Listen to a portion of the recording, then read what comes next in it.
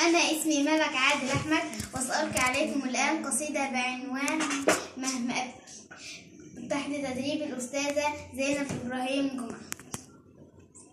مهما أبكي مهما أبكي الدموع مش راح تفيد، المفيد تجيبولي طار ابن الشهيد.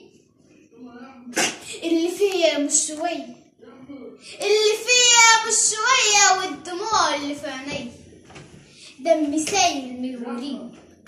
ابني شلته بين ايدي، ابني شلته بين ايدي، ابن قلبي نور عيني. مش هسيب طار الشهيد لو دفعته 1000 دي. ابني كان بيبل ريقي، ابني كان بيبل ريقي، كنت بيه بعرف طريق. كان له عكازي في حياتي، كان لاخويا وكان صديق. ابني كان ملوش زي، ابني كان ملوش زي، يوم ما سافر اللي جاي.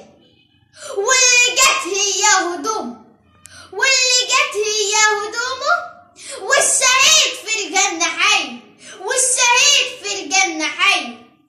اللي ضحى عشان نعيش، واللي هيضحي يعيش. كلنا لازم نضحي لاجل مصر اليوم تعيش، لاجل مصر اليوم تعيش، لاجل مصر اليوم تعيش.